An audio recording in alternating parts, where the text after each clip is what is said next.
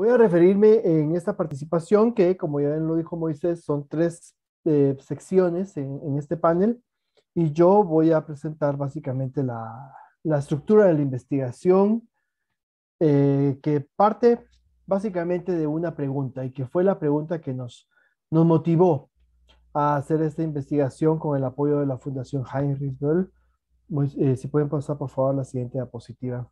Nos preguntamos, pues lógicamente, eso, ¿qué impactos tiene esto? Y aquí hay una importantísima diferencia que hay que tomar en cuenta para acercarse a esta investigación. No estamos hablando de los impactos de la pandemia en materia de salud. Estamos hablando específicamente de los impactos de las medidas tomadas por los gobiernos para enfrentar la pandemia. Y esto porque, y aquí vienen los argumentos los debates en los que situamos la investigación. La pandemia ha tenido un efecto, un impacto global. Eso es incuestionable. Ya prácticamente no hay ni un solo país que no se haya escapado a los efectos de la pandemia en materia de salud pública. Y son iguales los efectos, lógicamente. Pero también hay una parte incuestionable de todo esto y los impactos en la economía. Todos los países que fueron afectados por la pandemia tuvieron problemas económicos. Esto da lugar a otra línea de investigación y es cómo superaron los problemas o cómo están superando o lidiando los países con los problemas económicos. Pero nosotros nos situamos en el ámbito social y político, específicamente en el político. Entonces, partamos de esa línea. Los impactos de la pandemia en materia de salud pública son globales, son similares, eso sin duda. Y a nivel económico, todos los países sufrieron esos impactos. Todas las economías se desaceleraron, todas las economías cambiaron.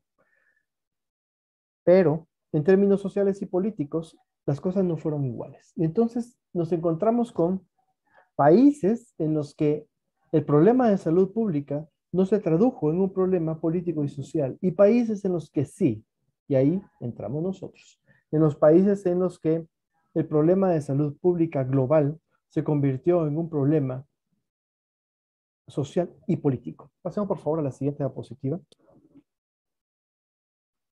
¿De qué depende eso entonces? Nos preguntamos. Eso antes de entrar a la investigación. ¿De qué depende el que unos países ocurra esta transferencia del problema de salud pública al problema político o que no? Lógicamente, entramos en el ámbito de las instituciones, en el ámbito de la configuración de la sociedad y en el ámbito de sus democracias, lógicamente, porque es un estudio de eso, sobre cómo impacta en la democracia. Y también aquí pues partimos de ciertas premisas básicas. La primera de ellas es que todos los países que viven en democracia, sin entrar en la calificación del nivel o la calidad de la democracia, todos esos países, sus ciudadanos presentan un nivel de insatisfacción. No hay un solo país democrático en donde los ciudadanos estén plenamente satisfechos con su democracia.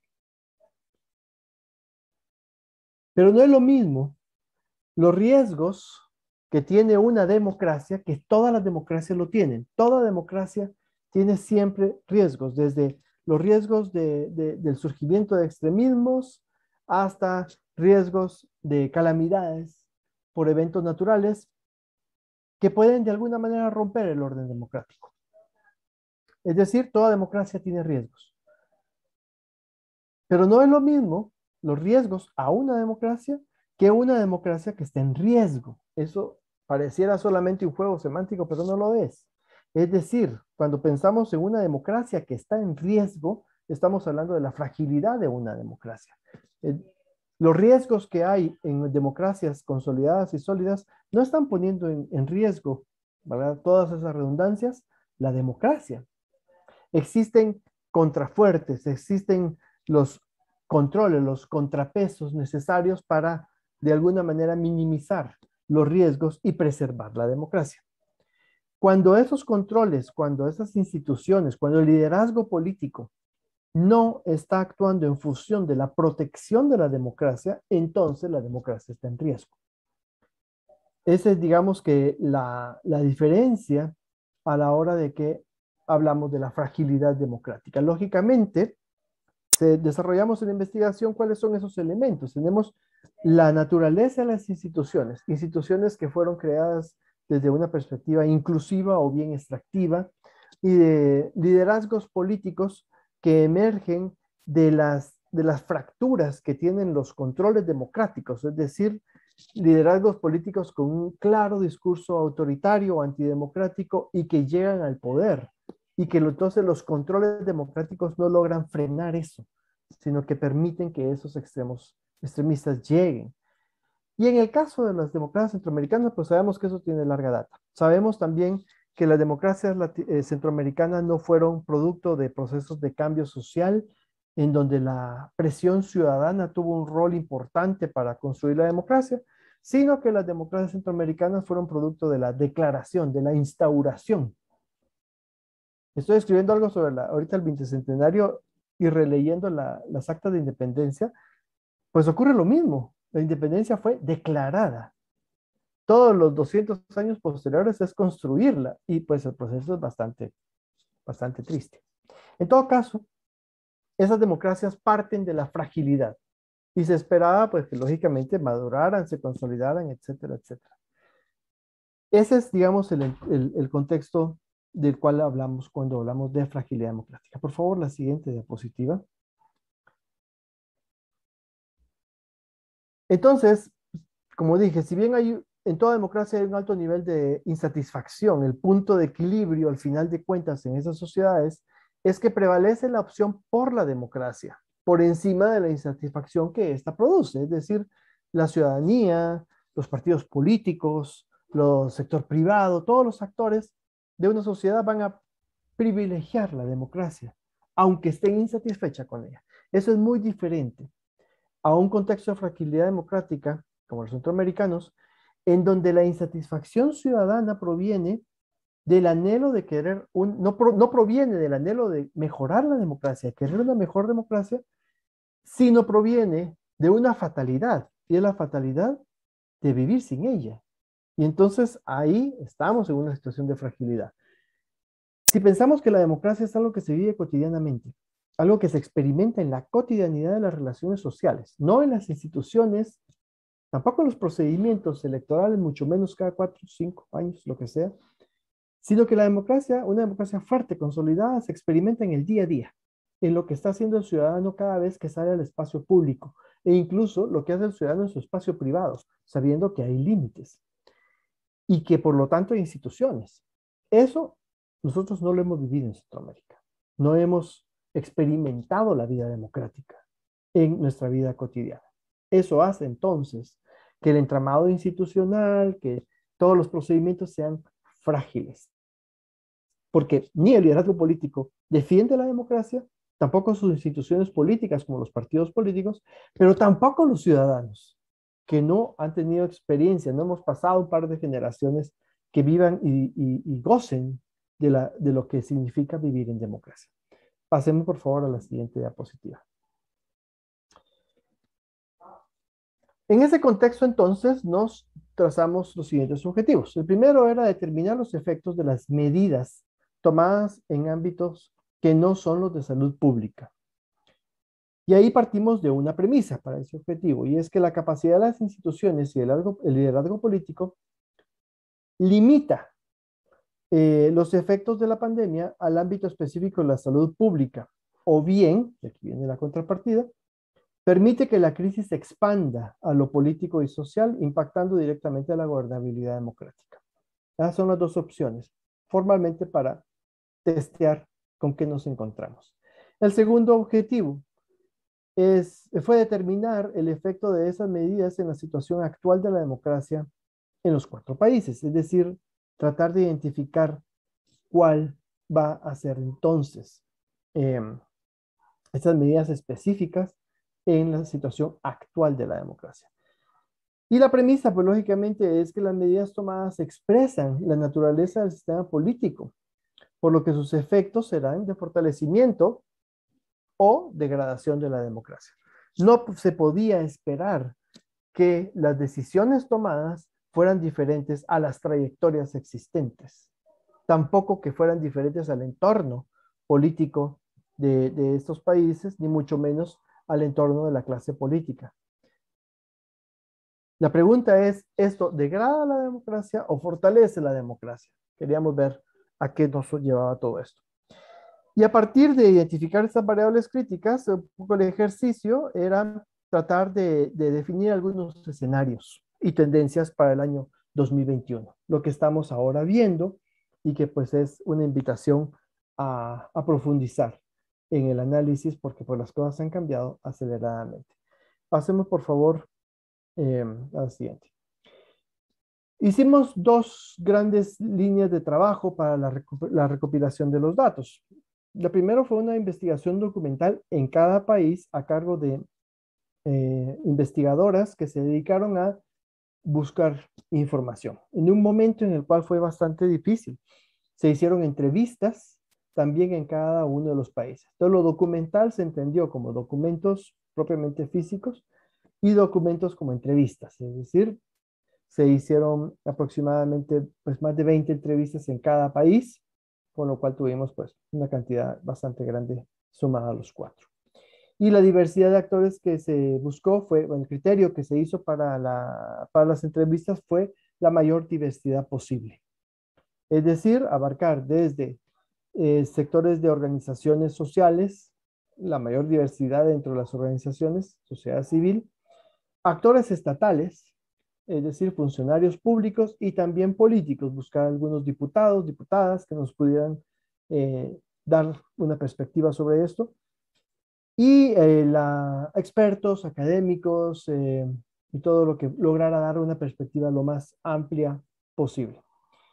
Y se complementó este registro de entrevistas con una encuesta que se hizo de manera virtual y que contempló pues toda una batería de preguntas para lograr eh, medir cómo las personas estaban experimentando la pandemia y cómo las personas traducían eso en sus percepciones y opiniones políticas.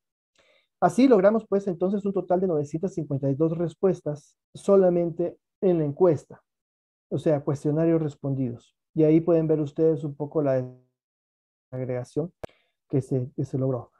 Eh, lo que hicimos después fue lógicamente contrastar los argumentos de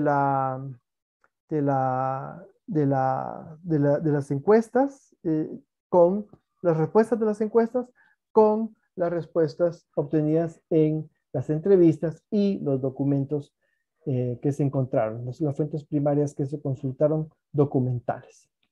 Pasemos a la siguiente, por favor. Y la estructura de análisis que se planteó es lo siguiente. Si pasamos, por favor, a la siguiente. Lo primero es que se planteó que la pandemia había que entenderla como una coyuntura crítica. Y eso, pues, lógicamente, la definición básica de coyuntura crítica como un momento que suspende las inercias institucionales y en un momento en el cual las fuerzas políticas manifiestan, expresan sus diferentes intenciones, proyectos.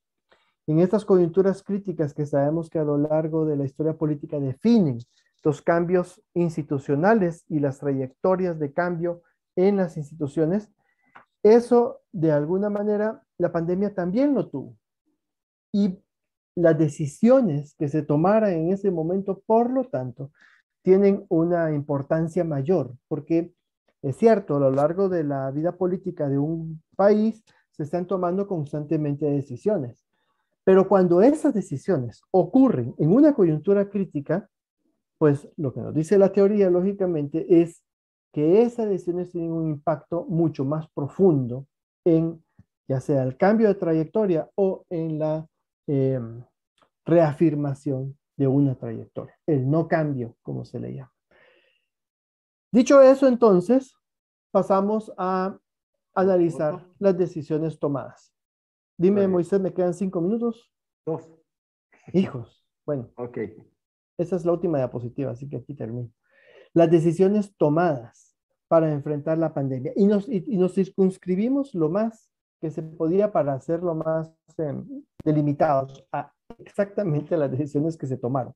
Y entonces se definieron los ámbitos que ven ustedes abajo de eso, el entorno institucional y la administración pública. ¿Qué decisiones hubo también en torno a la economía? Y ahí entran, pues lógicamente, todos los programas que ya saben ustedes que hubo sobre créditos, sobre pago de impuestos, sobre apoyos a ciertas empresas y sectores productivos. También nos interesaba mucho no solamente los conflictos políticos y sociales que ocurrieron, sino cómo fueron abordados por los estados. Y así pues hay una diversidad que ya les describirá Francesca más adelante, en cada país muy diferente. Y luego decisiones en torno a derechos humanos. Tenemos casos extremos como el de Honduras, en donde hubo una, una cancelación de garantías constitucionales hasta el día de hoy. Siguen todavía después de un año y algo. Violencia social, lógicamente queríamos ver cómo impactó esto en temas de violencia, específicamente homicidios, violencia en general, pero también violencia de género, que fue muy importante durante la pandemia, y qué decisiones hubo al respecto. Las decisiones en torno a los fondos destinados y su ejecución, un tema de lo más sensible durante la pandemia, y también el apoyo internacional, que como sabemos ha sido muy relevante en el entorno de la pandemia. Esas decisiones fueron analizadas desde tres perspectivas. Uno, el liderazgo político, es decir, cómo el liderazgo político tomaron esas decisiones, algunos de manera muy personal, los presidentes fundamentalmente, otros no, otros siguiendo procedimientos, o bien otros directamente negaron la pandemia, como fue el caso de Nicaragua. Entonces nos interesaba la segunda, que eran las trayectorias institucionales, es decir, cómo esas decisiones cayeron en una historia corta de las instituciones. Y finalmente el momento político, porque no es lo mismo dos presidentes que llevaban ya 12 años en el poder, Juan Orlando Hernández, si le sumamos cuando fue presidente del Congreso, pues ya lleva 12, y Daniel Ortega, a presidentes que estaban recién entrando al poder. Es decir, un Bukele que tenía un año o un Yamatei que tenía un mes. Digamos que ese momento en el cual el liderazgo político está enfrentando la pandemia es determinante, lógicamente. Y ahí, pues, el siguiente paso de análisis fue utilizar estas dimensiones que fueron tomadas, y hay pues, un análisis teórico más profundo de Levitsky, del libro este de por qué las democracias fallan, porque mueren las democracias. Son dimensiones que tienen que ver con el rechazo a las reglas democráticas y que nos permiten de alguna manera medir qué tan autoritario, qué tan extremo es un mandatario, un presidente o una institución en torno a sus decisiones. La negación de la legitimidad de los adversarios, la tolerancia al fomento o fomento a la violencia, predisposición a restringir libertades civiles, distribución de recursos incoherente con las necesidades del desarrollo. Esa es la única que agregamos fuera del marco de Levinsky. Y necesidades del país o con las necesidades para enfrentar la pandemia. Nos interesaba mucho cómo se está gastando el dinero. Y pues ya, ustedes sabrán y podrán encontrar en la investigación las sorpresas que eso da. Ok. Y de eso entonces, termino ya aquí, Moisés, disculpa, tenemos estas cuatro líneas de análisis que tienen que ver y que finalmente pues, hacen coincidir ya la naturaleza de los regímenes políticos con esas decisiones. El Salvador, como le llamamos, una pues, acelerada degradación democrática, lo cual pues continúa definitivamente. En ese momento no la incluimos en la tríada de autocracias, pero ahora sí se completa la tríada. Guatemala, la interminable caída al abismo autoritario, pues lógicamente, em, como sabemos, Guatemala tiene esta naturaleza que siempre está cayendo, pero no termina de caer, lo cual hace un régimen ambiguo, muy complejo de poner en categorías fijas. Honduras, una autocracia consolidada, es decir, desde hace más de 10 años ya, donde claramente tiene el régimen de una autocracia, y Nicaragua, que es inmutable el giro autocrático si consideramos los ya más casi 20 y algo de años que lleva Ortega en el poder. Por supuesto, alguien puede decir que a los otros fueron con el sandinismo durante la revolución, pero eso tampoco fue una democracia.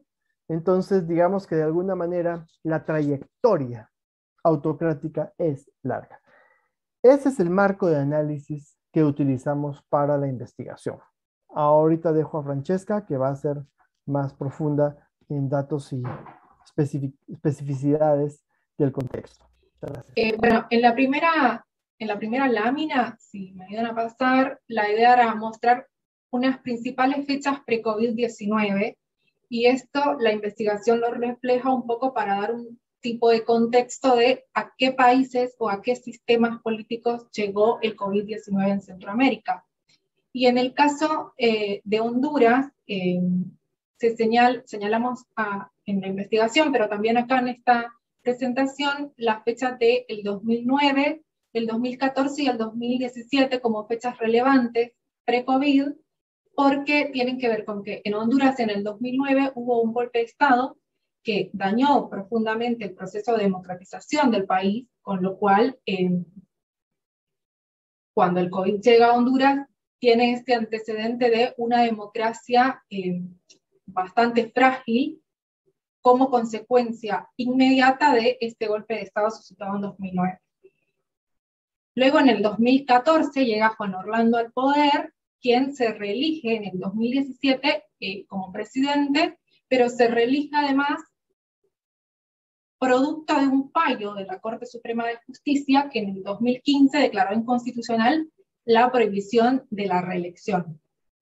Esto es una similitud que ocurre también en Nicaragua y que en principio recién ha pasado en El Salvador, por eso no está incluido en el estudio. En el caso de Guatemala, las fechas que pusimos únicamente fue la del 2020, porque, bueno, en el 2019 hay elecciones, Yamatei llega al poder, pero es importante destacar que el proceso electoral del 2019 se ha dicho que no fue un proceso netamente democrático, sino que fue un proceso también judicial. La competencia electoral ocurrió en principio por la descalificación que el sistema de justicia hizo de otros candidatos y allanó el camino para que Yamatei llegara. ¿Qué pasaba con Yamatei? A diferencia de Juan Orlando en Honduras, donde la población sabía un poco qué esperar de su liderazgo político al enfrentar una situación de crisis pública, en el caso de Honduras, digamos que habían diversas expectativas, porque el presidente estaba recién llegado en enero de ese año, con lo cual incluso analistas políticos, medios de comunicación, no se ponían claros en cómo podría ser el accionar de esta persona, además porque es médico, entonces se podría haber esperado que tendría una respuesta más abocada al enfoque de derechos. Y más adelante vamos a ver que no pasó, pero bueno.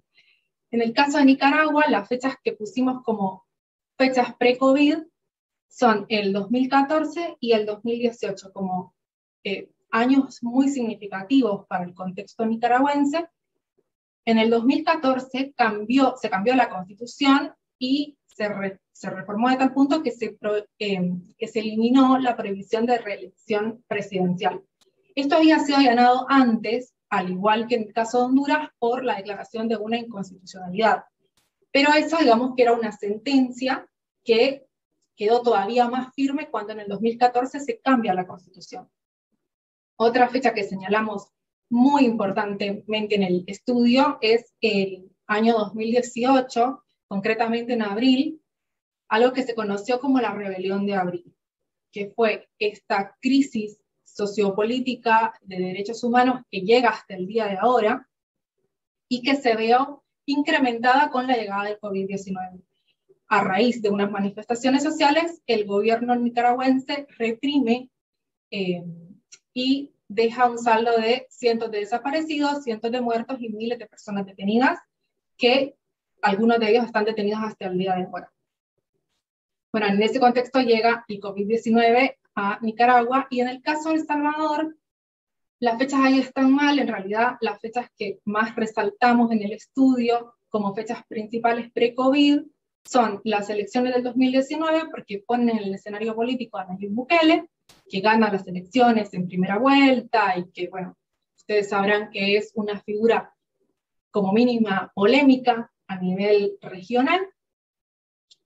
Y el año 2020, en concreto, destacamos en el caso de El Salvador el 9F, porque el 9 de febrero de ese año, o sea, un mes antes de la llegada de la pandemia, el presidente se toma el Congreso o la Asamblea Legislativa en el caso de El Salvador.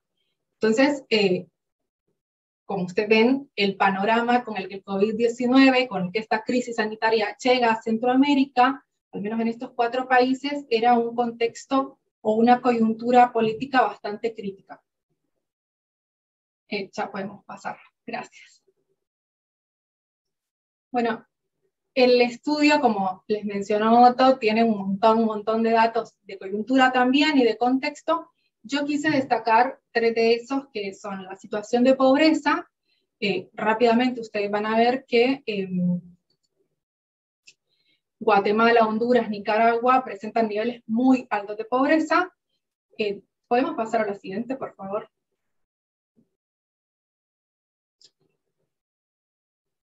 Tres de los 4 países presentan altos y alarmantes niveles de desigualdad de género. Y por último, la siguiente diapositiva, estos son datos como muy generales que yo quería nada más dejarles como para que podamos discutir después. Y por último, estos países presentan altos niveles de abstencionismo electoral. Ahí no se logra descargar la diapositiva, ya tengo los datos acá. Denme un segundo. Bueno, los datos de abstencionismo electoral en la región son altos. En Guatemala es del 39%, en Honduras del 48%, en El Salvador del 42% y en Nicaragua aproximadamente del 70%. En el caso de Nicaragua es aproximado el dato porque el Consejo Supremo Electoral nunca publicó los datos oficiales, con lo cual pusimos la aproximación que los medios de comunicación nicaragüenses arrojan.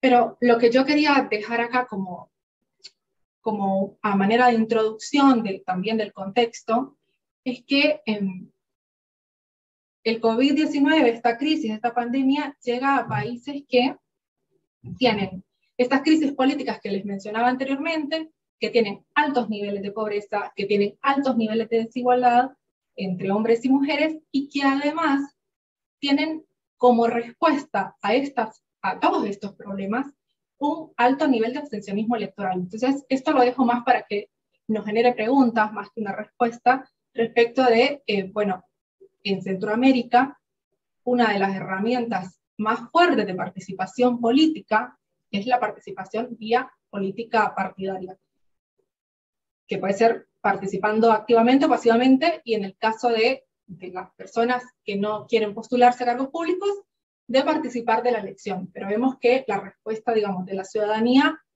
en estos países es bastante baja respecto a este punto. Bueno, si podemos pasar. Gracias.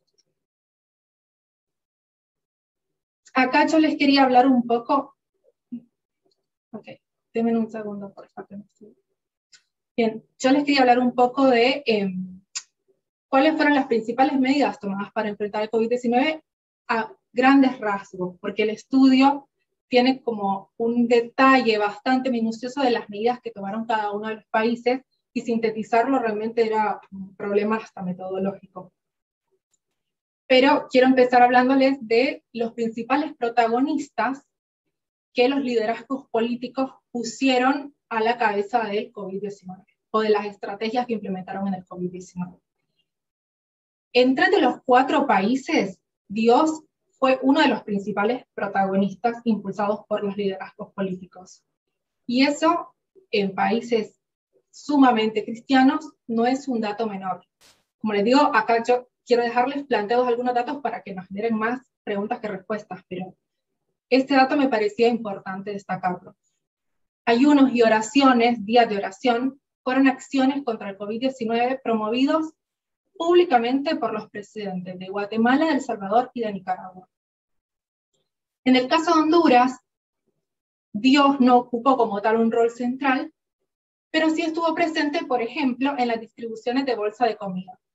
El estudio da cuenta de manera más minuciosa cómo cuando se distribuye esta bolsa de comida, que son un paliativo al hambre, a las necesidades que la gente tiene en medio de una pandemia, estas bolsas incluyen, además de la comida, una cartilla evangélica. En el caso de El Salvador en concreto se decretaron 2 días nacionales de oración.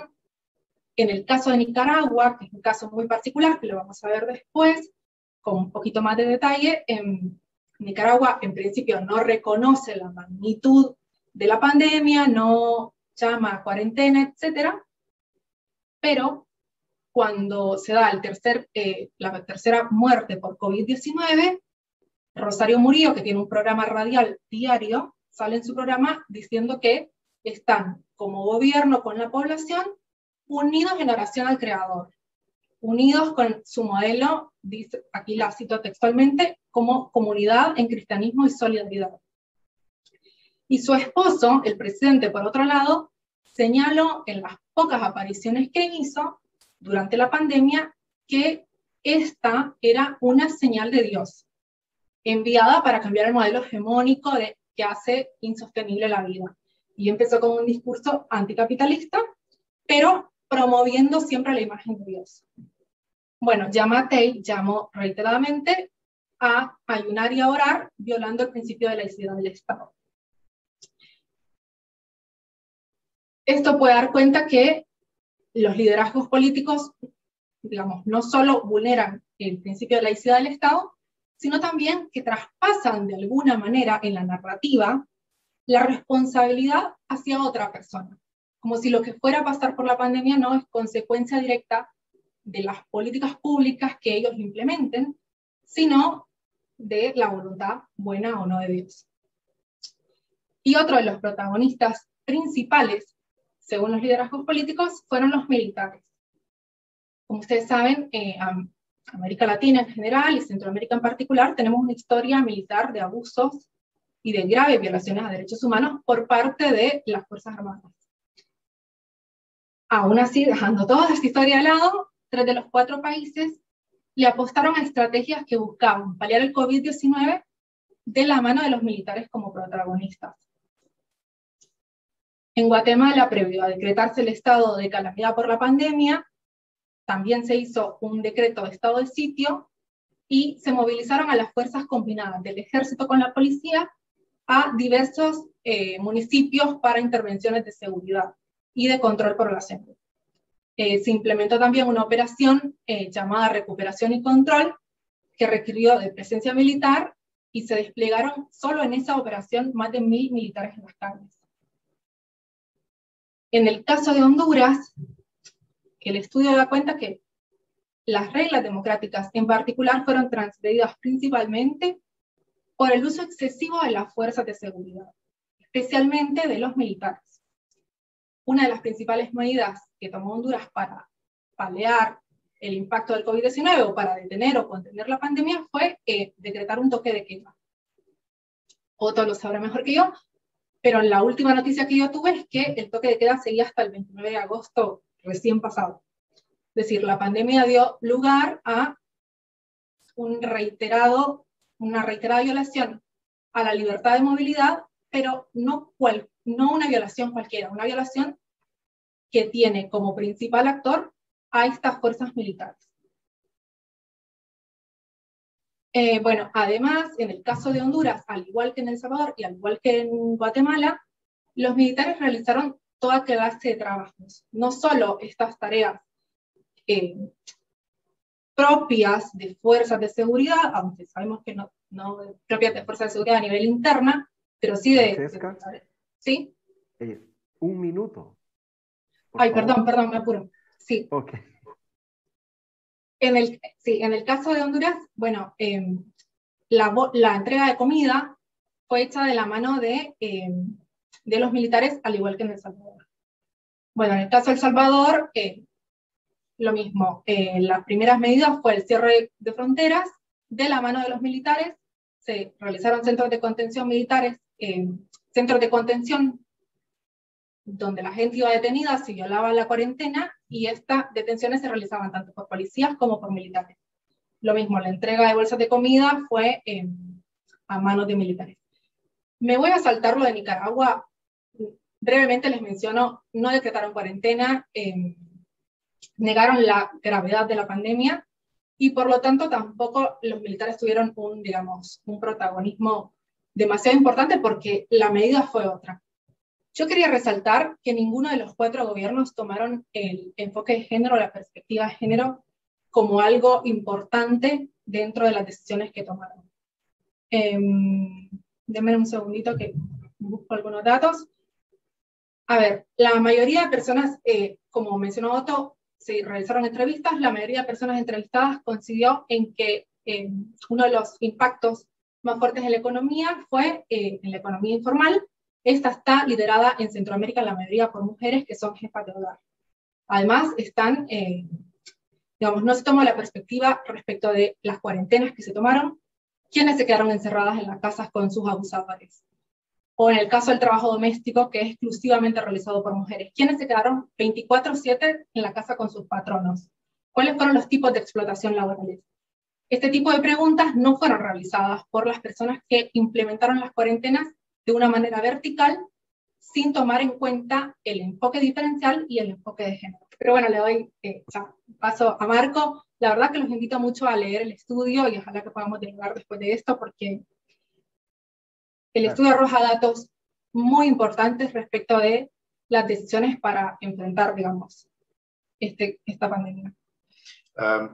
Desde la Fundación Heinrich Böll promovemos este tipo de investigaciones. Como podrán ver, no nos cuesta, demasiado describir lo que estamos viviendo actualmente en la región centroamericana, ya que es algo que trasciende fronteras y que están viviendo probablemente muchas regiones del planeta con la exacerbación de las fallas estructurales democráticas en muchas partes del mundo. Es decir, no es un escenario completamente distinto al que ya estábamos viviendo en Centroamérica, ni tampoco la pandemia es exclusivamente correlacional a lo que tenemos actualmente como sistema democrático. Les pido por favor la primera diapositiva de la presentación. Como podemos ver entonces, algunas conclusiones generales del estudio tratan sobre el panorama regional, es decir, hay una coincidencia fundamental en algunos elementos políticamente estudiados, incluyendo entre estos el desgaste del sistema político partidario en el cual se sustenta la poca democracia que hemos tenido en los países centroamericanos, es decir, la democracia representativa a través de elecciones libres y elecciones populares, pero que también han ido minando de acuerdo a los resultados electorales, al abstencionismo que mencionaba Francesca y obviamente a la falta de cumplimiento de las promesas electorales de los partidos ganadores en las últimas elecciones. A esto también hay que añadirle que el manejo de la pandemia a favor del autoritarismo ha sido completamente aprovechado. Es decir, no solo hay que tomar en cuenta que hay caudillismo en la región centroamericana, sino que también hay una sociedad regional autoritaria. Decía una excelente politóloga hace algún tiempo, para un presidente fascista también se necesita una sociedad medianamente fascista. Así que también es una concreción del modelo autoritario que hemos venido sosteniendo históricamente en la región centroamericana. La deuda pública, además, y el déficit fiscal abren la posibilidad no solamente de tener más pobreza en la región. Francesca mostraba datos de El Salvador, por ejemplo, que llegaron hasta 2019. La pandemia ha incrementado el nivel de pobreza en El Salvador y hace que la crisis económica se vuelva como un nicho cíclico en una región sumamente vulnerable. Esto a su vez es aprovechado por esos caudillos políticos que prometen nuevamente cosas que probablemente no van a cumplir. La gente necesita esperanza y lastimosamente se aferra también a ese modelo divino que para mí constituye como una de las primeras grandes manipulaciones mediáticas de todos los tiempos. Es decir, creer en que todo es posible a través de la divinidad y que por lo tanto todo es posible incluso con las promesas falsas que hacen muchos partidos políticos aprovechando la crisis de vida de muchísima gente, de la mayoría de la gente en cada país. Otra cosa observada es obviamente la nacionalización de la narrativa contra el periodismo investigativo y la transparencia anticorrupción. Es decir, que en todos los países centroamericanos, no son exclusivos, también hemos visto esto en Estados Unidos y en algunos países europeos como Hungría, Polonia. Es decir, no es un modelo exclusivo. La narrativa estatista, la narrativa que hace el Estado con todos los recursos disponibles, incluyendo el desfalco de los recursos públicos, hace que se vuelva una necesidad imperante la búsqueda de información. Sin información, usualmente ni la academia, ni las agencias, ni las organizaciones proactivismo o derechos humanos son capaces de demostrar lo que está sucediendo. Bajo la narrativa de estos caudillos populares, de estas falsas promesas de cambio, el periodismo investigativo se vuelve uno de los principales enemigos, así como todas las entidades relacionadas a la transparencia anticorrupción. Eso lo hemos visto notablemente en países como Nicaragua, como Guatemala, con la expulsión de la CICIG, la disolución de la MAXI en Honduras y obviamente toda la maquinaria de manipulación que se tiene en El Salvador con el gobierno de la presidencia Bukele, y el recorte, la disolución de espacios de búsqueda de información como la misma CICIES, que vivió una corta y no tan fructífera vida, y en otras entidades como el Instituto de Acceso a la Información. Pasa por favor a la siguiente diapositiva. En la anterior diapositiva es evidente el detrimento de los derechos humanos en toda esta vorágine. No me detengo a explicar mucho porque prácticamente eso simboliza la falta de garantías constitucionales que también tienen nuestros países. Las constituciones de cada república se han vuelto nada más una especie de letra muerta que nunca se cumplió, aunque representaron nobles ideales para muchas personas socialmente activas. Hay que recordar que las minorías en cada país, en El Salvador, en Guatemala, en Honduras y en Nicaragua, las minorías que luchan en resistencia contra estos regímenes autoritarios, también tienen una plena conciencia de que el detrimento de los derechos humanos es una clara violación a la democracia que se quiso instaurar en muchos de estos países, no solamente en Centroamérica, hablo de Sudamérica, hablo del este de Asia, hablo de muchos lugares donde se repiten estas tendencias. Y a eso hay que sumar, dentro del estudio lo analizamos brevemente, pero hay que añadir que hay una mutación constante de la violencia y de sus múltiples expresiones. Es decir, la violencia no solamente se traduce en los golpes físicos, en el abuso verbal a las mujeres, a la comunidad de diversidad sexual, sino que también se refiere en el manejo de la pandemia al discurso operativo que tuvieron los presidentes. El más ejemplar fue obviamente el gobierno de El Salvador, donde cada cadena de televisión durante la pandemia se volvió un espacio sumamente tóxico, donde se amedrentaba a la población para cumplir reglas que todavía no eran de Estado de Derecho, sino que de represión estatal completa ante el temor de la pandemia. Y obviamente un discurso especialmente tóxico, con eso me refiero al de hago esta expresión de violencia porque quiero tu bienestar. Eso es definitivamente algo que se repite constantemente en la narrativa militarista de la región y que se traduce en espacios privados también a nivel social. Los megaproyectos, no hay que olvidarlos, también siguieron desarrollándose de manera irrestricta durante la pandemia y después de ella ya existía una metástasis ecológica en la región centroamericana y obviamente el cambio climático es una muestra inequívoca como argumentación. El Valle de Sula en Honduras fue una de las principales regiones afectadas durante el año de la pandemia, pero que simbolizan el cambio climático y su influencia en la migración forzada de nuestros países. No es algo que solamente suceda por la pandemia, es algo que ya también tenía bases estructurales bastante fuertes. A eso hay que sumar que la política estatal está al servicio de grupos y élites depredadores. No hay duda de que hay poderes fácticos en la región en el caso guatemalteco, en el caso salvadoreño, en el caso hondureño, en el caso nicaragüense, todos tienen en factor común también que los grandes grupos empresariales que siempre han minado la democracia bajo sus intereses patrimonialistas han seguido cooptando el Estado de manera silenciosa. Eso es algo no nuevo, pero sí por lo menos diferente en cuanto a la pandemia, ya que la democracia sigue siendo cautiva de la influencia de estos grupos en las decisiones políticas. Agradeceré por favor que pase a la última diapositiva. Esta es mucho más amplia, pero teniendo en cuenta el tiempo que solicita Moisés para hacer una conversación, me detengo brevemente en algunos elementos.